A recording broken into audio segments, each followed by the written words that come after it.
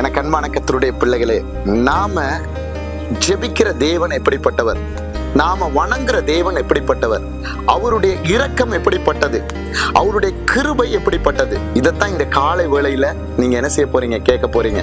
எனக்கு அன்பான கர்த்தருடைய பிள்ளைகளே, இன்னைக்கு திருமணமான பிள்ளைகள் இந்த வார்த்தைகளை நீங்க பார்த்துட்டு இருப்பீங்க.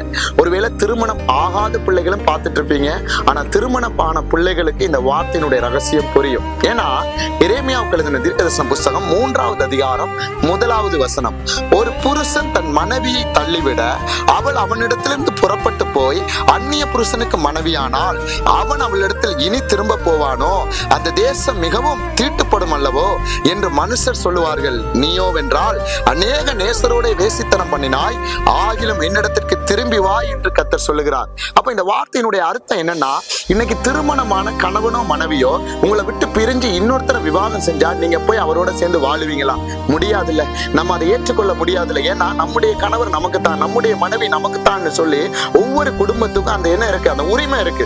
ஆனா பாருங்க, நம்ம என்ன பண்ணிருக்கிறோமா, நம்முடைய தகப்பன் ஆறு இயேசு கிறிஸ்து தான், நம்முடைய தகப்பன் பிதாவானவர் தான், நம்முடைய தகப்பன் பரிசுத்த ஆவியானவர் தான். அவரை விட்டு நம்ம என்ன செஞ்சிருக்கிறோம், நம்முடைய மாம்ச சிந்தையின்படி அநேக பாவங்கள் செய்திருக்கிறோமா, அநேக வேசித்தனங்கள்னா இன்னைக்கு ஆண்டவருக்கு பிரியமில்லாத, ஒருவேளை பொய் சொல்லியிருப்போம், களவு செய்திருப்போம், விபச்சாரம் செய்திருப்போம், இச்சித்திருப்போம், ஒருவேளை என்னென்ன காரியங்கள் ஆண்டவருக்கு துக்கம் முட்டி இருக்கோ அந்த காரியமெல்லாம் செய்திருக்கிறோமா. ஆனாலும் அவைகள் எல்லாவற்றையும் மன்னித்து ஆண்டவர் சொல்றாரு எப்படின்னா, நீ திரும்பவும் என்னட்ட வா.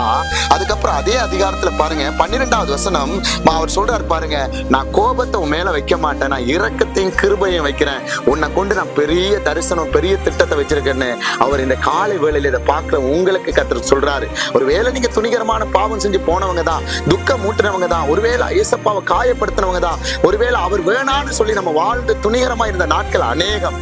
ஆனாலும் இன்னைக்கு ஜீவனோட வச்சு உங்களை பாருங்க, இன்னைக்கு கர்த்தருடைய சமூகத்துல இந்த வார்த்தையை பார்க்க வைக்கிறாருன்னா, ஒருவேளை நீங்க அடிமைத்தனமா ஏதோ ஒரு இடத்துல இருந்து இன்னைக்கு ஆவலோட கண்ணீரோட பார்க்கிற இந்த வார்த்தை கர்த்தர் உங்களோட பேசுறாருன்னா, அவர் திரும்பவும் உங்க பாவத்தை மன்னித்து உங்களை புதிய மனுஷனாய் மாற்ற ஒரு வல்லமை உள்ளவரா இருக்கிறார். அதான் அவர் சொல்றாரு, நீ அநேகரோட போய் பாரு, என்ன செஞ்சிருக்கிற, விபச்சாரம் பாவம் எல்லாம் செய்திருக்கிற. ஆனா இன்னைக்கு உலக வழக்கத்தின்படி ஒரு கணவன் மனைவி பிரிஞ்சு போய் இன்னொருத்தவன இருந்தா ஒரு குடும்பத்துல அவளை ஏற்றுக்கொள்ள மாட்டாங்க, அவனை ஏற்றுக்கொள்ள மாட்டாங்க. ஆனால் நான் உன்னை எவ்வளவு பாவம் செய்திருந்தாலும், எவ்வளவு அக்கிரமம் செய்தாலும், என்னுடைய கிருபையினால என்னுடைய இரக்கத்தினால அந்த பாவத்தை கழுவி உன்னை எனக்கு சொந்த பிள்ளையா ஏற்றுக்கொள்றேன்னு தான் கர்த்தருடைய வார்த்தை சொல்றாரு. அதால நீங்க கர்த்தருடைய சித்தத்துக்கு ஒப்பு கொடுங்க, அவருடைய திட்டத்துக்கு உங்களை தாழ்த்துங்க. கர்த்தர் ஒருபோது நம்முடைய பாவத்தை எண்ணுகிறவர் அல்ல. நம்முடைய அக்கிரமத்தை தலைமுறையாய் நம்ம செய்த எல்லா தலைமுறை சாபங்களை மன்னிக்கிற அதிகாரம் அவர் ஒருவருக்கு தான் இருக்கு. நீங்க என்ன அங்கலாய்ப்போட என்ன